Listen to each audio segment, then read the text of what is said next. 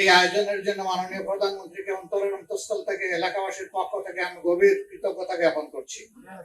Very quick উনি response করেছেন, তিনি গুরুত্ব দিয়েছেন এবং আপনারা বুঝতেই পারলেন আমরা দুইজন এখান থেকে নির্বাচন করেছি আর উনি এখানে বসবাস করেছেন। স্টেজ কিন্তু আপনাদের দখলে, আপনাদের মালিকানায়। তো এইটা এই সৌভাগ্য আল্লাহ তাআলাই দান করেছেন। এখন সৌভাগ্যের আলোকে আমাদেরকে কাজ করতে হবে। মৌলিক সমস্যাগুলা হচ্ছে কিছু কিছু এলাকা কারবালার মতো এখানে পানি নাই, বেশ কিছু এলাকা গ্যাস নাই অথবা থাকলেও খুবই অপর্যাপ্ত। তৃতীয় সমস্যাটা হচ্ছে জলাবদ্ধতা, একটু বৃষ্টি হলেই পানি রাস্তাঘাট ডুবে যায়। এটার জন্য সরকার দায়ী নয়, আমরা সবাই দায়ী। নিজের গার্বেজটা আস্তে করে নিয়ে ড্রেনের মধ্যে ফেলে দেই, ঝাড়ু দিয়ে ড্রেনের মধ্যে ময়লাটা ফেলে দেই। তো সরকার ডেইলি একবার তো ড্রেন পরিষ্কার করতে পারবে না। এই ড্রেন পরিষ্কার করা হবে ইনশাল্লাহ, কিন্তু এটাকে রক্ষা করার দায়িত্ব আপনাদের। যদি সবার এই সচেতনতা থাকে তাহলে বারবার এটা করবেন। তারপরে আমাদের কয়েকটা বেশি নাই, তিনটা মাত্র সোড়া আছে।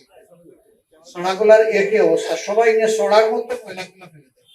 সোড়াকে ময়লা ফেলার জায়গায় ময়লা ফেলার জন্য তো ময়লার ভাগাড় আছে। আবার ময়লার ভাগাড়ে কোনো কোনো সময় আগে দেখতাম, এখন অবশ্য চোখে একটু কম পড়তেছে, যে ময়লা জমে আছে আর মাছি মশা ভনভন করতেছে। এখন অনেকটা উন্নতি হয়েছে, তবে আরো উন্নতি দরকার। সেই জায়গায় নাগরিক সচেতনতা লাগবে।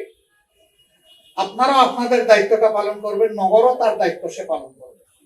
এই উভয় দিক থেকে দায়িত্ব পালন করলে আমরা ভালো থাকবো ইনশাআল্লাহ। এরপরে আসছে কিশোর গ্যাং এবং মাদকের সমস্যা।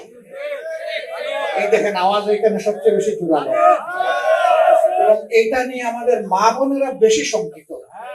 তাদের বাচ্চারা স্কুলে যাওয়া আসার পথে কি ঘটে যায়, তাদের বোধ দৌড় করে। এখানে পুলিশের লোকেরা আছেন, আমি তাদেরকে অনুরোধ করব যে তারা যেন বিষয়টা সিরিয়াসলি নেন।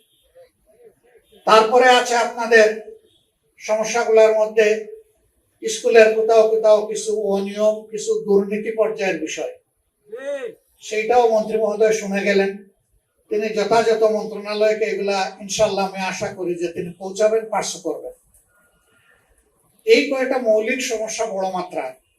তার সাথে রাস্তা দখল, বিভিন্ন জায়গায় বসে গেছে হকাররা, তারাও এই দেশের মানুষ, এরা খুব ধনী সম্পদশালী না, তাদেরও রুজি রোজগারের দরকার আছে, কিন্তু তাদেরকে একটা শৃঙ্খলার আয়তায় নিতে হবে। রাস্তা তো ব্যবসার জন্য না, রাস্তা হচ্ছে চলাচলের জন্য। এই রাস্তাটা চলাচলের জন্য মুক্ত করে দিতে হবে। এইটা মূলত আমি আশা করবো যে আইন শৃঙ্খলা বাহিনীকে সাথে নিয়ে আমাদের মাননীয় প্রশাসক যিনি আছেন তিনি এই গুরু দায়িত্বটা পালন করবেন। আমরা তার সাথে সহযোগিতা করবো ইনশাআল্লাহ। সবাই সহযোগিতা করবেন তো আপনারা ইনশাআল্লাহ। আমরা যদি এই কয়টা কাজ আপাতত করতে পারি, ভাই বিদ্যুতের সমস্যা শহরে খুবই কম, এটাকে উঠাবেন না, আমি এটা সাক্ষী। গ্রাম অঞ্চলে কিন্তু কষ্টটা বেশি, কিন্তু আমরা একই দেশের নাগরিক। সরকার আন্তরিকভাবে চেষ্টা করছে বিদ্যুৎ সমস্যার সমাধান করার জন্য। ওই সংসদের বিবৃতি বাদ দেন, বাস্তবতায় চলে যায়। সেটা আমাদের সবার সমস্যা, একদিনের না দীর্ঘদিনের তৈরি সমস্যা। এগুলো সমাধানে কিন্তু একটু সময় লাগবে, সময় দিতে হবে।